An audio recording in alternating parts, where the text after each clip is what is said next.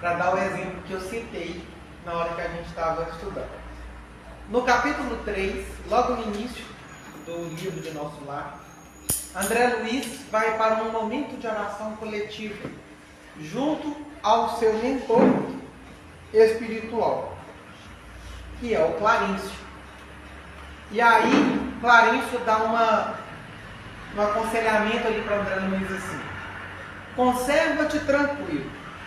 Todas as residências e instituições de Nosso Lar estão orando com o governador através da audição e da visão à distância.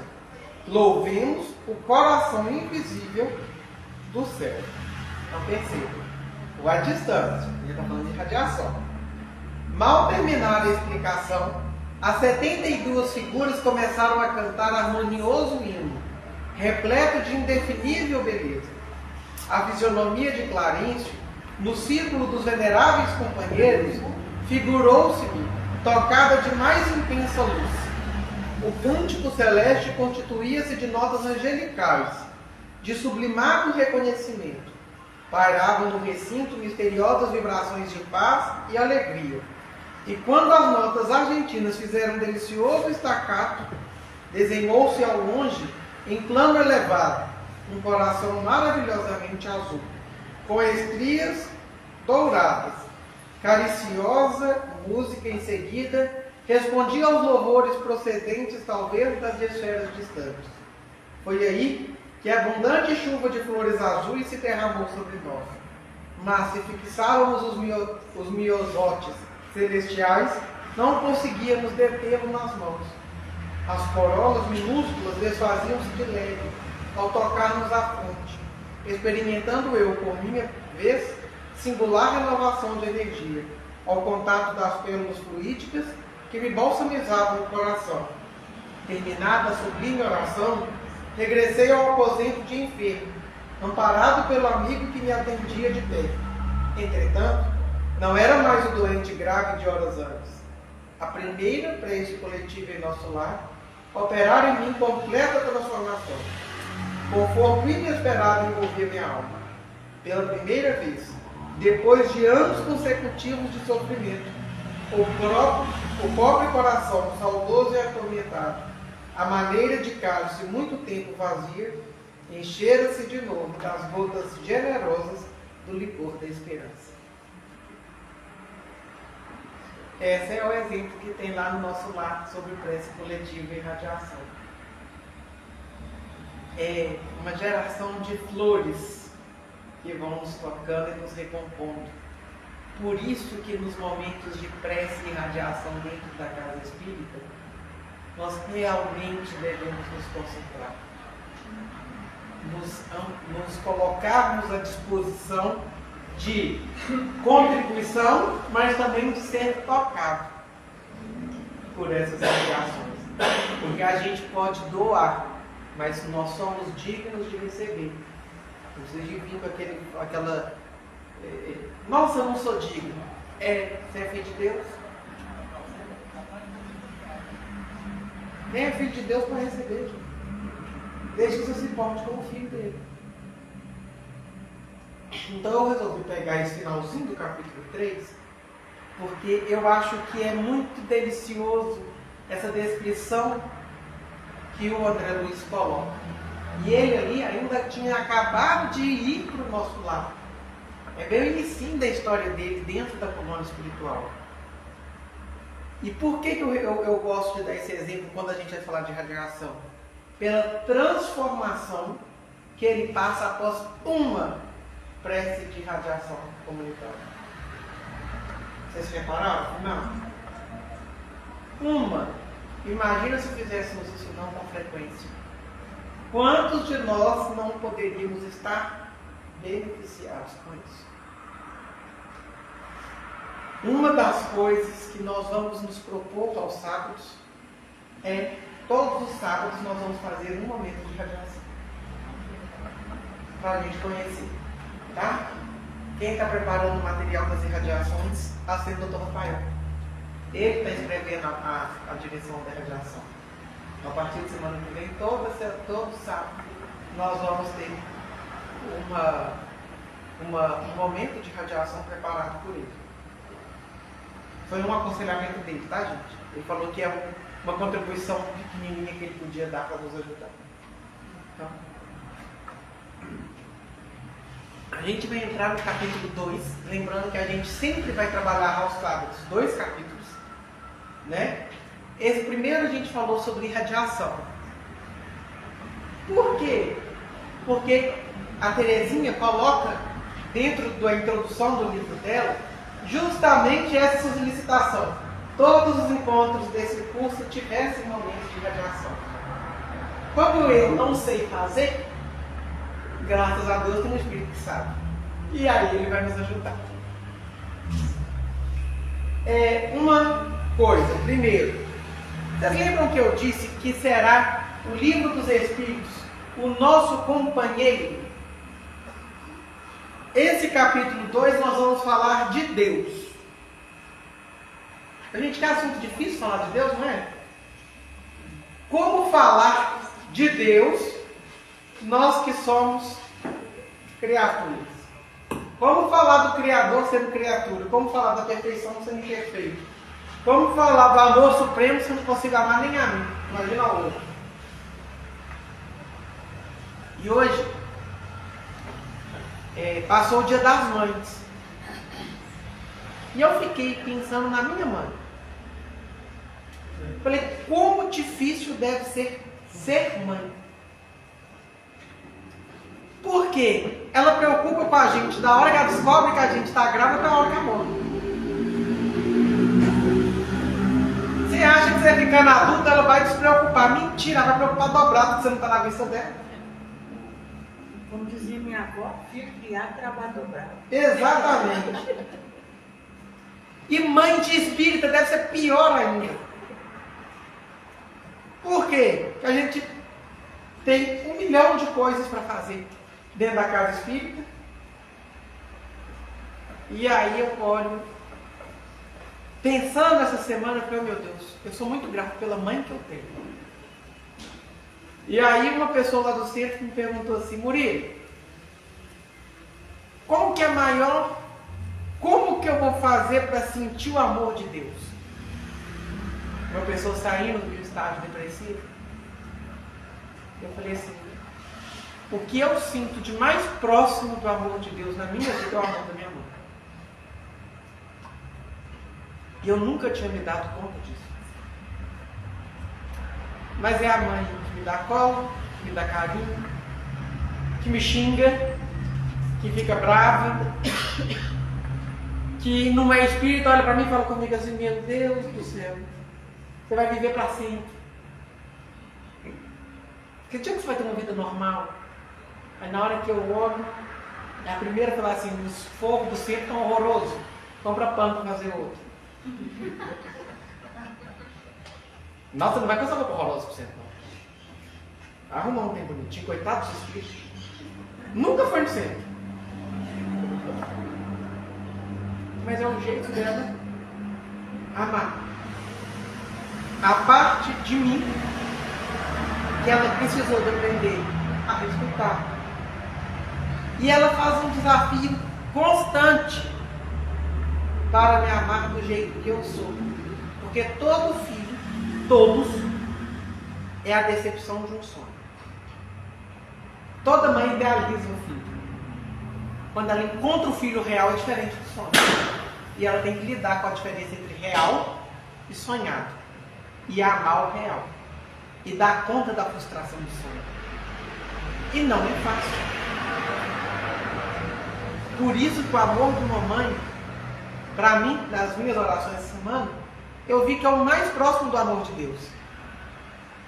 Porque por maior que seja a frustração, é o amor que nunca me desamparou.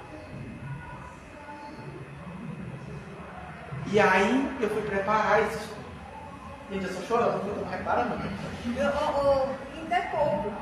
Porque quando a gente começou com a equipe do Dr. Fritz, ele falou um negócio com gente, depois mais tarde eu fiquei pensando, assim, eu vou ensinar vocês a amar.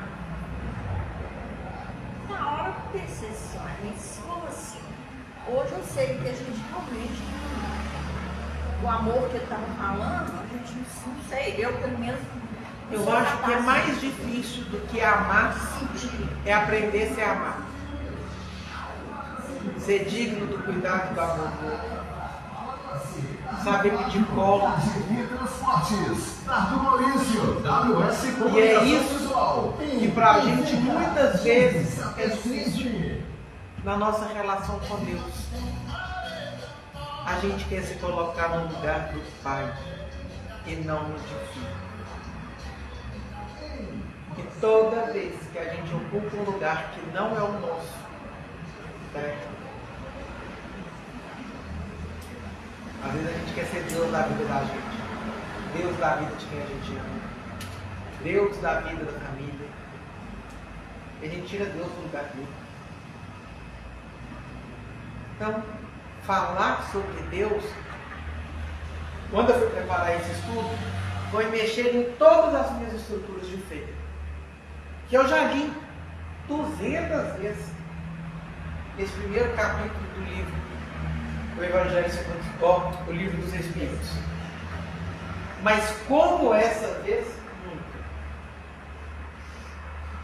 Então, para entender o segundo capítulo do livro da Teresinha, nós vamos precisar ler as perguntas 1 a 16 do livro dos Espíritos.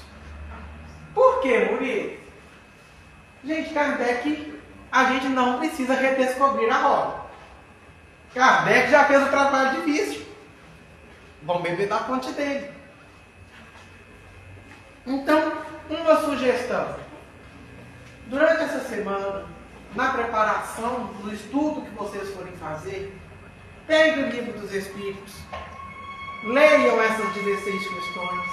Não é grande, mas nos coloca muita reflexão a ser feita na nossa relação com Deus. Quando eu preparava esse estudo, o doutor Rafael um dia veio e falou comigo assim, chegou uma questão, falei assim, nossa, queria tanto que fulano tivesse lido essa parte. Ele falou assim, se te incomoda tanto é porque a dor é sua.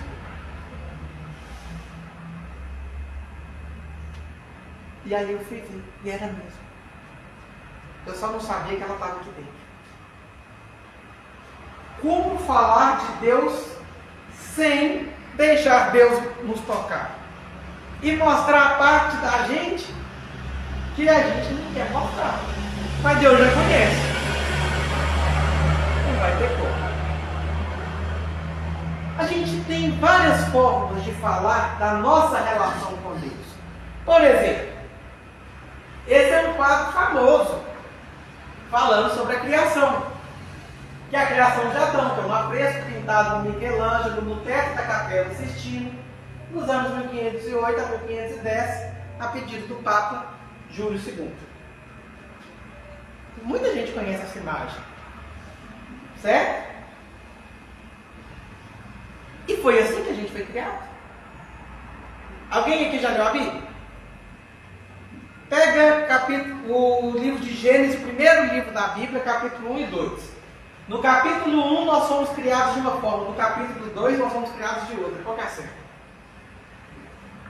É um capítulo sequência do outro.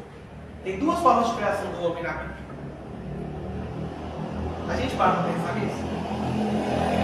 Aí você pega a evolução em 2 mundos. Eu até parei de ver. Evolução em 2 mundos? Tadinho. Meu Deus. Você parou de ler? Eu sou técnico, você está muito daqui. Difícil. Eu achei que ele era dificílio. Nossa, falei com ela. Alguém aqui conseguiu entender todo? Que eu não consegui não. E até hoje eu tenho dificuldade de ler. Eu parei. Eu tentei ler ele 3 vezes e desisti. Entreguei para Deus e falei, não quero entender essa parte. Eu não estou entendendo o meu mundo, porque 2. Tem que formar um grupo também. Mas esse daí eu não animo não. Esse aí eu animo a sentar e eu ouvir alguém falar. Eu não animo a pegar um capítulo. Acabei de falar com ela que a gente tinha de pedir para salgar isso. Isso aí nós vamos ter que pedir gente que sabe mesmo, sabe? Nesse caso aqui eu estou engatinhando, gente. Tem um povo aqui do Mundo Luz que tem mais de 20 anos de espiritismo. Que eu corto minha cabeça, mas não falo quem. Entendeu? Mas não quer pegar uns frutos difíceis, sabe? É esse. Então quem que é Deus? Que homem é esse? E é homem? A gente já começa a meter pergunta. Que figura é essa que a gente cria de um velhinho de cabelo branco sentado num trono e uns anjinhos do lado cantando? Mas a gente não cria esse personagem na nossa cabeça? Ele é cultural. A gente cresce, conhece para usar.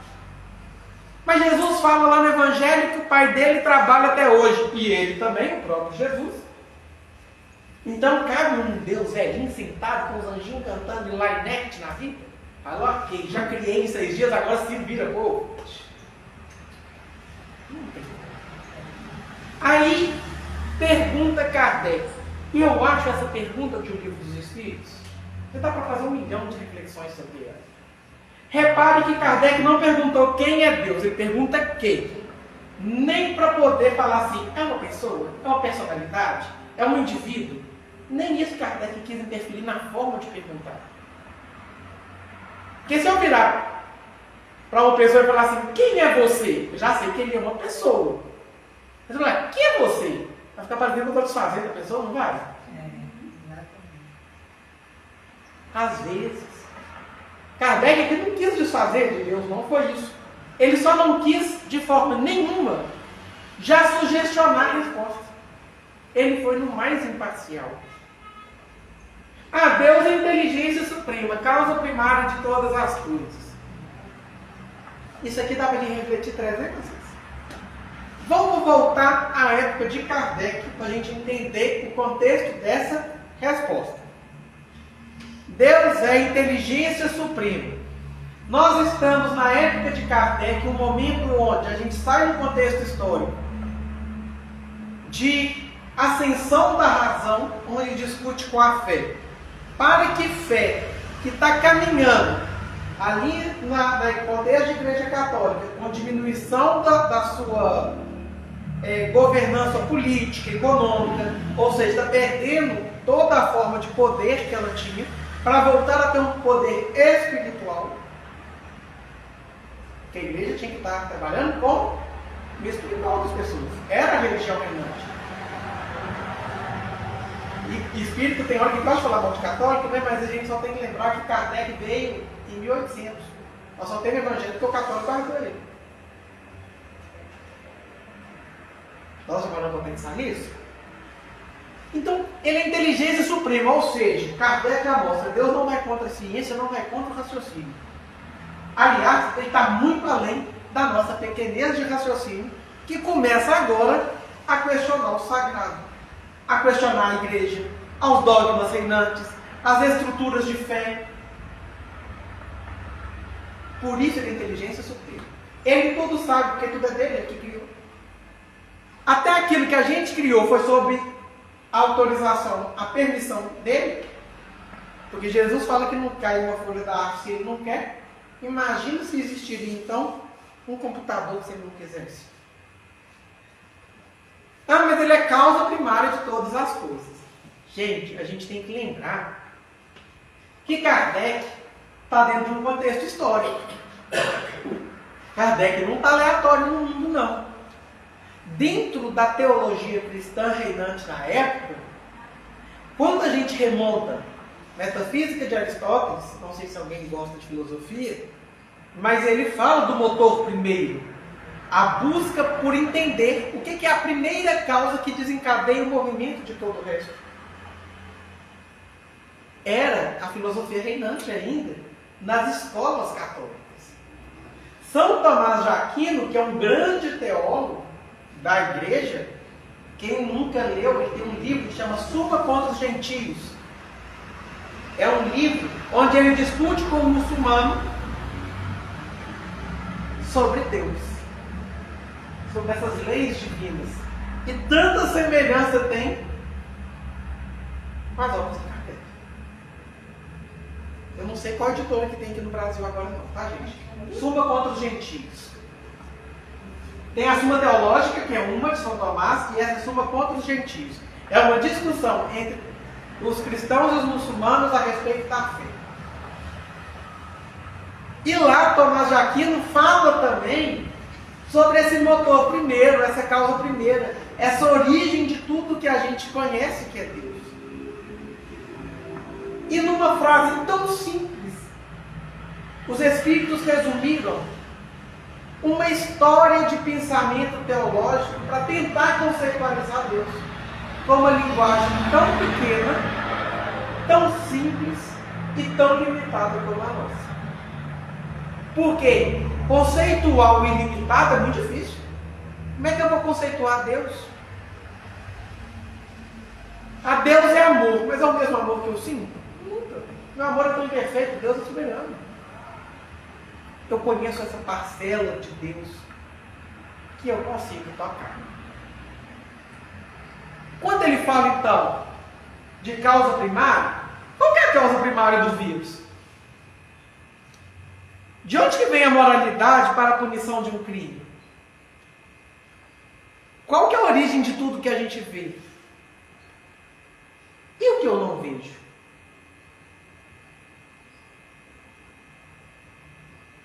Aí a gente começa a pensar. Quem que é a origem de Murilo? Uma fecundação?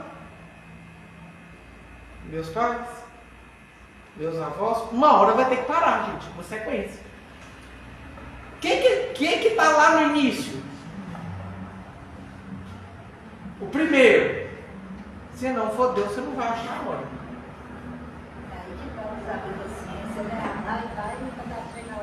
E é por isso que Kardec inicia o Evangelho segundo o Espiritismo na primeira orientação dos Espíritos, falando entre ciência e religião. E nós ainda estamos tentando achar que as duas são contraditórias, ao invés de as duas se abraçarem, se unirem e fazerem um trabalho cada vez melhor. Então, tudo que existe tem uma causa. Efeito nunca é superior à causa. Todo efeito inteligente tem uma causa inteligente. Aí os exemplos que a Terezinha coloca aí. A gripe tem uma causa, que é o vírus. A consequência é uma coriza. O dinheiro é a causa. O roubo pode ser a consequência. A motivação, a prisão é a consequência.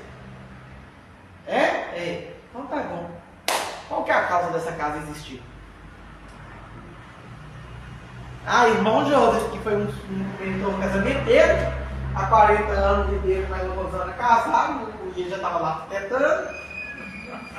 E será que foi mesmo? Ou nesta vida, para que o mundo luz existisse, essa foi a contribuição, mas que a causa primeira vem do Cristo, porque sem Cristo não tem Espiritismo. Nós já voltamos pelo menos 2000 anos de história. Mas para que a mensagem do Cristo viesse, qual foi a primeira revelação que Kardec traz para a gente? Moisés. Nós já voltamos mais 6.000 anos. Mas para Moisés existir e trazer uma crença de um Deus único e instaurar, nós temos registros disso fora da linha judaica de pensamento, né, enquanto teológico, e em outras tradições ao redor do mundo. Porque aquilo que Deus quer não vem num lugar, ele se confirma no todo. Por isso que quando o Espiritismo vem, ele não vem na França só. As irmãs Fox não estavam na França. Os fenômenos mediúnicos espalharam para o mundo. Porque, como diz o próprio Evangelho, o Espiritismo não é obra do homem, é fruto do Espírito. Por isso que quando se queima, lá no alto, os livros de Kardec, quem que lembra dessa cena? De Barcelona? No alto de Barcelona, quando se queimam as obras de Kardec, o que Kardec fala? Ele falou que ia queimar tudo. Ele não importou que queimou tudo. Quem quer ver essa cena, vai no Netflix, no filme Kardec. Vocês vão ver essa cena, tem ele lá. Tudo de Kardec sendo queimado, as obras pela Inquisição, que na época ainda tinha o final da Inquisição, e a forma como Kardec lida, e como o Espiritismo cresce depois que as obras são queimadas. Olha aqui. É um chamamento de atenção, né? Por que queimou? O que tinha aquilo de tão importante? O que podia? Ô, gente, nós adoramos o proibido, né? Às vezes não entra nem ali na salinha da biblioteca. Eu sou doido para fazer o teste e falar assim, gente, lá agora tem uns livros que não são espíritas. Uns livros totalmente contra, para ver se o espírita vai lá e pega. Vai que dá certo, né? Pode ser perigoso. E Terezinha fala assim, e tem o universo formado por acaso? Aí, gente, vamos lá. E existe acaso? Na semana que vem vocês vão ver que o terceiro tema desse livro é criação. E a Terezinha questiona toda a criação, os pensamentos atuais e contribuições da ciência que casam com o espiritismo para você entender um pouco melhor sobre a criação. Então, que é o capítulo 3, só vai ver semana que vem, que não vai ser comigo. Mas eu vou estar lá assistindo com vocês. Nós temos elementos essenciais ali, ó. A gente tem uma tabela periódica. Mas qual que é o impulso que organiza a direção da tabela periódica? Tem uma inteligência para ela se organizar. E acaso? Existe acaso uma causa inteligível formando um efeito inteligente? Não vai ter jeito. Então, como que tem uma consequência inteligente com a organização do universo e essa causa inteligente? Na nossa cultura a gente dá o nome de Deus. Você for na cultura africana, dá o nome de Zambi. Em outros você dá o nome de Olodumare. Em outros você dá o nome de Ogum. Em outros você dá o nome de Alá. O problema não é o nome. É quem é essa pessoa. E é uma pessoa, volta lá no livro dos Espíritos. Existem 3 substâncias no mundo: matéria, espírito e Deus. Deus. A gente coloca que Deus é espírito pela limitação nossa. Agora, o espírito de Deus é o mesmo espírito que me compõe? De qual eu sou formado? Não, porque senão uma hora eu pintaria Deus. Se existem 2 deuses, existe modificação em Deus. Deus não é modificado. Está lá na pergunta 14 do livro dos Espíritos. Por isso que é interessante a gente ir arrumar uma horinha, sentar e recorrer. Eu poderia ter pegado essas 16 perguntas e trazido? Poderia, mas eu não quis. Para justamente todo mundo tem que ter tirado um tempo durante a semana para pegar.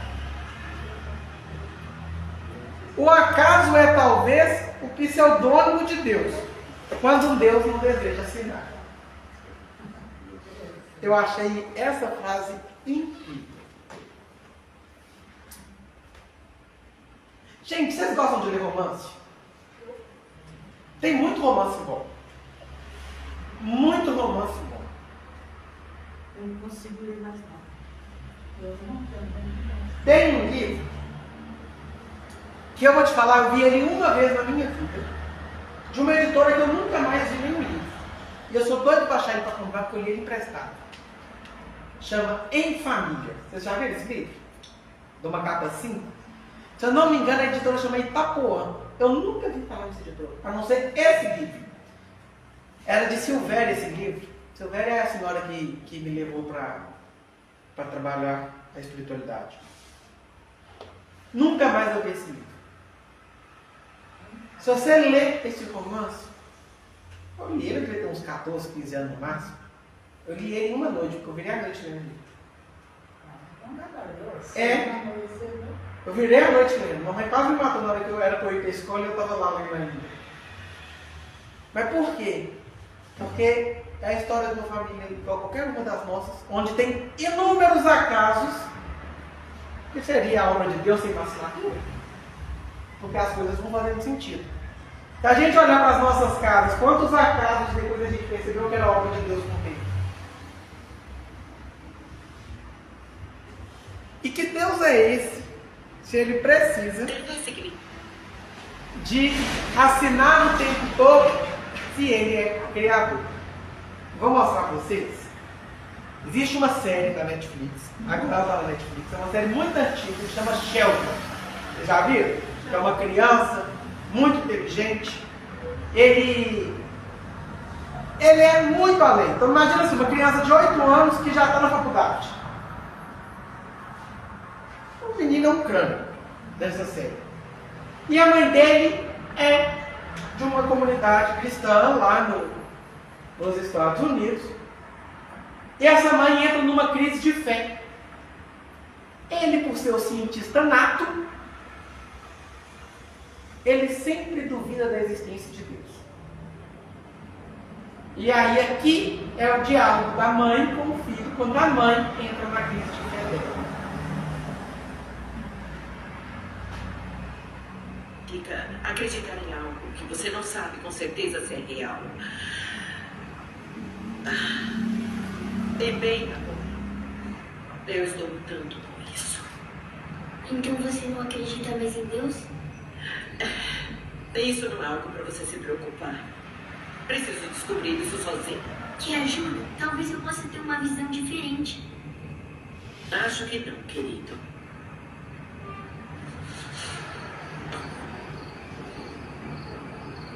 Você sabia que se a gravidade fosse um pouco mais forte, o universo entraria em colapso? Eu não sabia. Além disso, se a gravidade fosse um pouco menos forte, o universo acabaria, não haveria planetas e nem estrelas. Aonde que eu cheguei com isso? É que a gravidade é precisamente tão forte quanto ela precisa ser. E se a razão entre a força eletromagnética e a força da atração não fosse 1%, a vida não existiria. Quais as chances disso acontecer sem querer? Por que está tentando me convencer a acreditar em Deus? Você não acredita em Deus. Eu não acredito, mas a precisão do universo torna lógico que haja um Criador. Querido, eu agradeço o que está tentando fazer. Mas a lógica está aqui. E o meu problema está aqui. Bom, existem 5 bilhões de pessoas no planeta e você é a mãe perfeita para mim. Quais são as chances disso acontecer?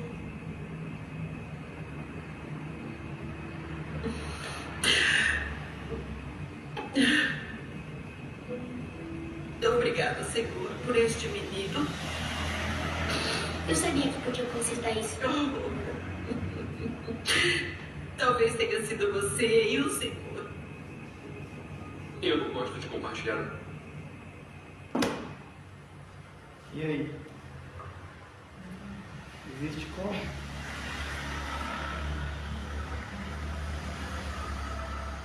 Esse diálogo dos dois, para mim, ele é perfeito.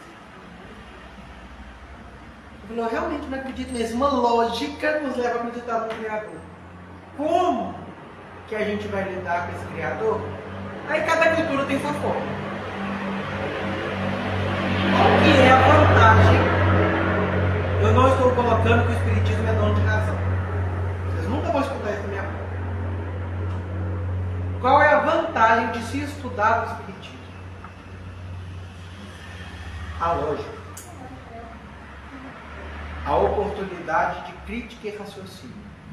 Por isso que estudar o Livro dos Espíritos é imperativo. Porque se a gente conhece as leis de Deus, a gente entende o funcionamento de nossas vidas. E estudar o Livro dos Espíritos dá trabalho? Dá. Só não quer dizer que não vale a pena. Mas que dá trabalho, dá. Eu falava algumas vezes, quando eu apresentei um estudo, eu falava com as pessoas assim: eu não quero que você chegue aqui e fale que você está aqui porque o seu pai falou que você devia vir, que a sua mãe falou que você devia vir, que não sei o quê. Eu quero que você estudou, analisou, tirou uma conclusão e viu que é lógico, não tem outra forma. E não tem como chegar nisso em uma semana.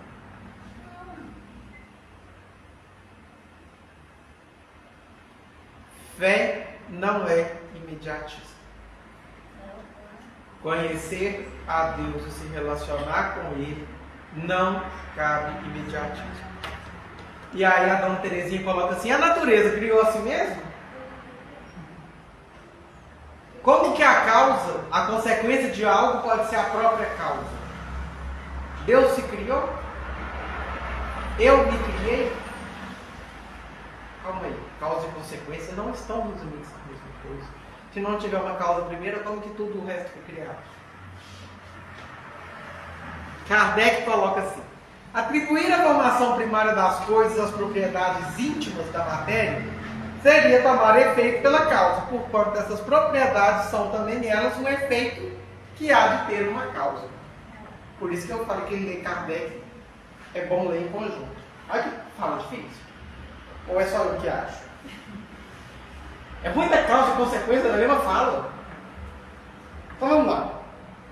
Se eu vou considerar, vou atribuir formação primária das coisas, as propriedades íntimas da matéria, seria tomar o efeito pela causa. Vamos parar aí. O que é uma propriedade da matéria? Modificação. Ó, morri. Meu corpo vai modificar. Ele vai deteriorar. Uma hora vai ser consumido. Acabou. Certo? É uma modificação. Deus se modifica? Ele é imutável. Propriedade de Deus diferente de propriedade de matéria.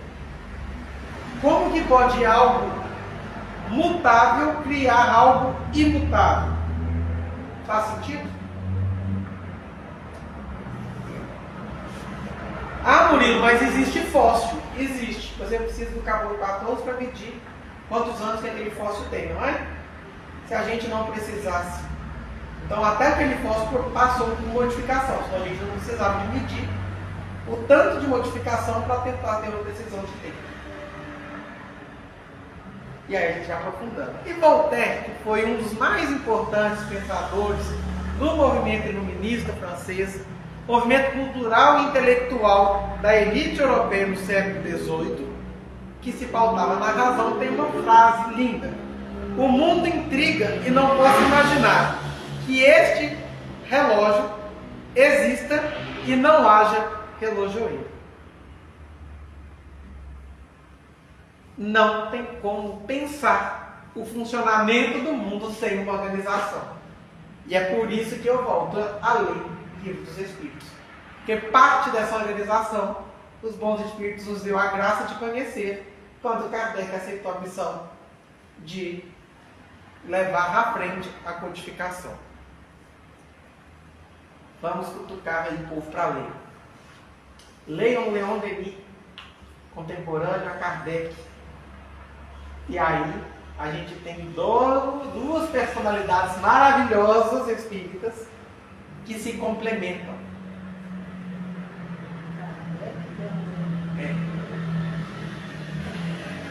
Porque os dois são da mesma época. Mas quando você lê os dois juntos, tanta coisa faz sentido. Leon Denis é menos difícil. Deus é invisível, mas não é desconhecido. Você está vendo algum espírito aqui? Você não está, eu estou. Por isso você conhece menos o Joseph, que você vê ele toda segunda lá na reunião conversando com vocês?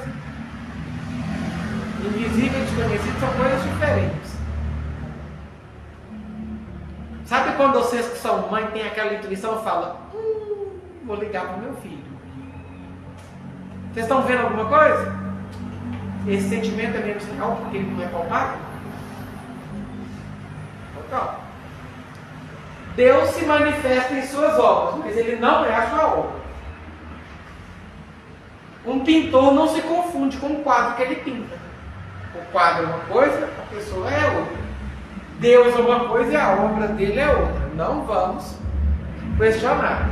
Primeira carta de João, sou o puxa-saco da primeira carta de João lá na Bíblia. É o texto da Bíblia que eu mais amo. Então eu gosto sempre de citar. Ele fala assim: ninguém jamais viu a Deus. Somos espíritos puros para conhecer essa intimidade de Deus? Estamos lá participando da criação de mundos, governando mundos. Então calma, um dia chegamos. Evangelho de João, Deus é Espírito. Não vamos tentar ficar achando figurinha aí para Deus vai dar errado, vai estar sempre mentirosa.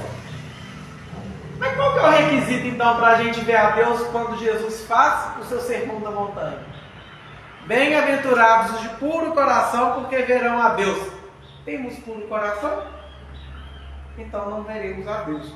Mas veremos as obras dele, aonde ele deixa seus sinais. Com ou sem assinatura. Vamos lá em Moisés, falando sobre os espíritos superiores. Falava o Senhor a Moisés face a face, como qualquer fala com o seu amigo. Depois tornava-se ao arraial, mas o seu servidor, o jovem Josué, filho de Nun, nunca se apartava do meio da tenda. Lá no livro de Êxodo. Pai, então calma aí, não estou entendendo nada não. Ninguém viu a Deus no Evangelho, mas Moisés viu Deus? O que vocês acham? Deve ter o seu espírito superior. Deixei bem gritado ali, tá vendo? Só assim não, que coragem. Aqueles que falavam em nome de Deus. Ok? Atributos de Deus. Como que a gente vai entender Deus sem entender algumas coisas pelas quais a gente pode compreender um pouco da sua essência? Deus é eterno, ele não tem começo nem fim. Ele é imutável, porque se ele modificasse, ele perdia sua essência de ser Deus. Ele é imaterial, porque senão ele estava suscetível às leis da matéria. Se ele tivesse suscetível às leis da matéria, ele seria consequência e não causa. Ele é único. E se houvessem dois deuses, perderíamos o sentido de criação e motor primeiro. Onipotente. Se ele não for onipotente, ele não é Deus. Agora, soberanamente justo e bom.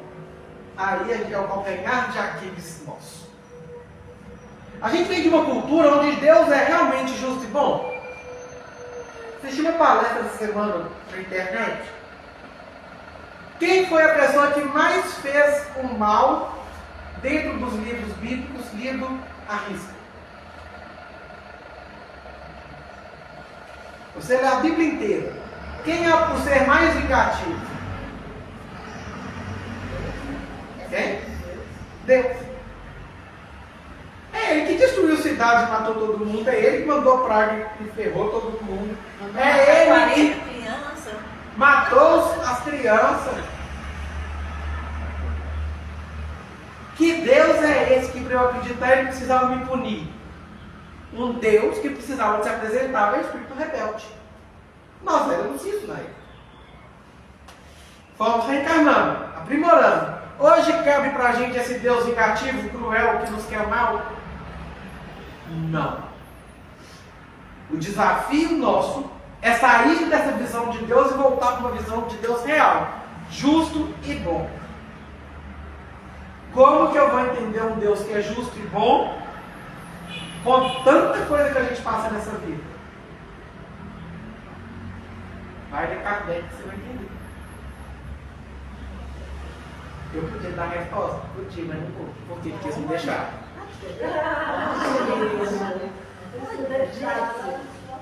Minha filha, eu obedeço do Espírito por puro medo.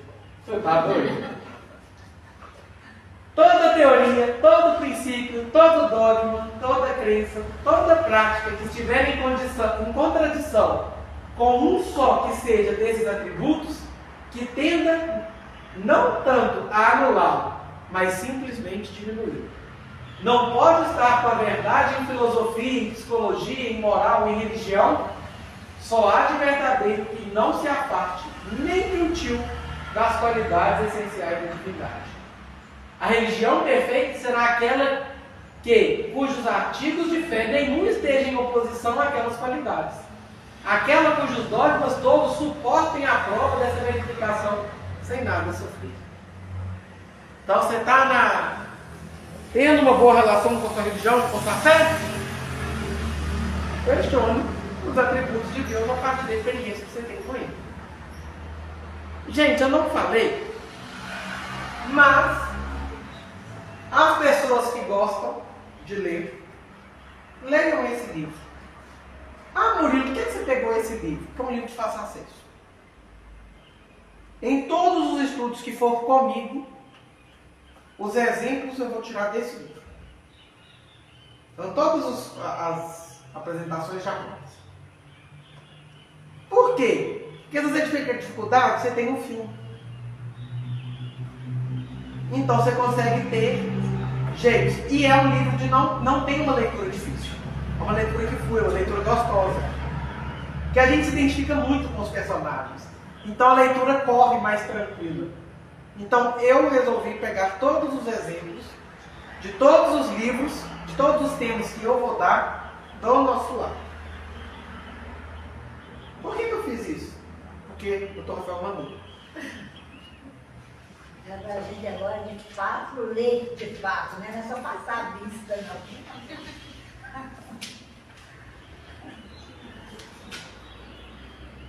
Eu não trouxe o meu livro, porque eu... Tudo marcadinho, né? É.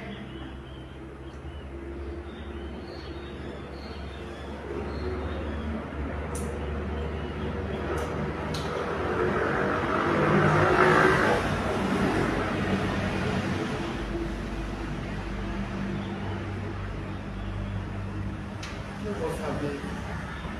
Lá no... Ah, já sei.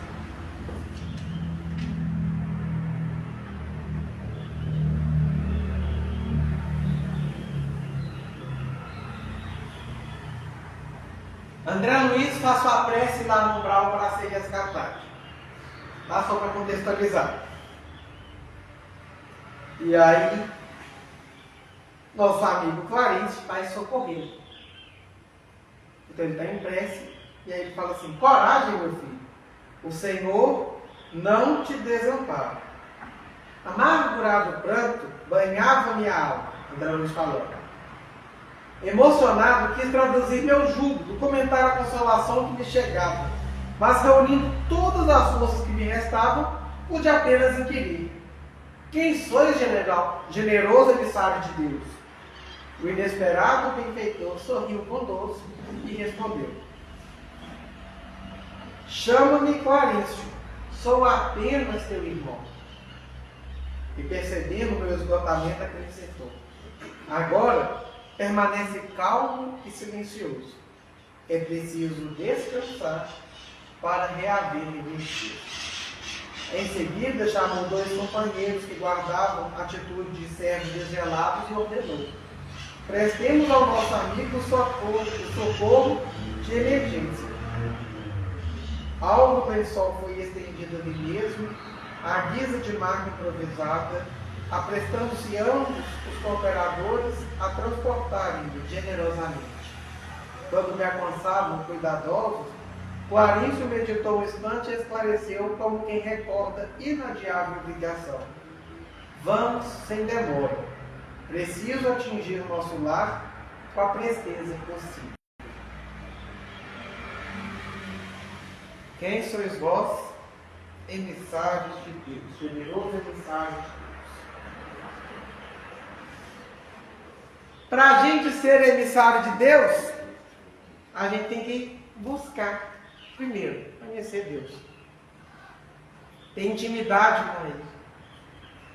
Eu posso falar coisas do meu melhor amigo porque eu tenho intimidade com ele. Como que eu vou falar algo de Deus sem intimidade com ele?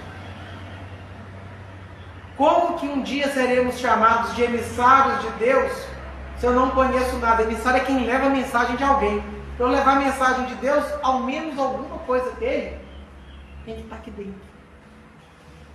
Porque ser emissário de Deus não é ser pombo correio. Que pega a mensagem e entrega. Emissário é quem incorpora essa mensagem e traduz ela para o outro.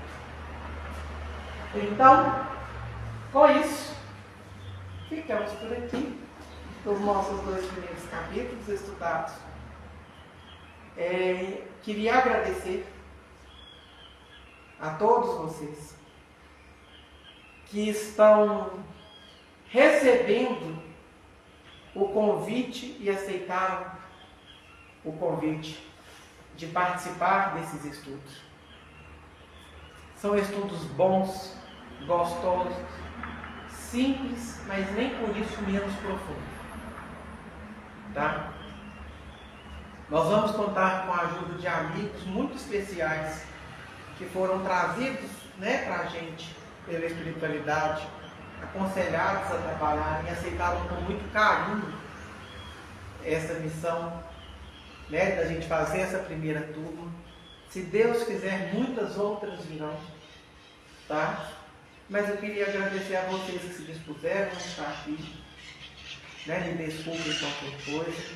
Mas que a gente persevere. Que é isso que a gente viu lá nas radiações. Vamos até o fim.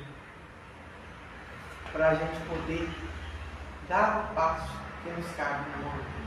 Oi. Quando esses amigos levam para orar nisso,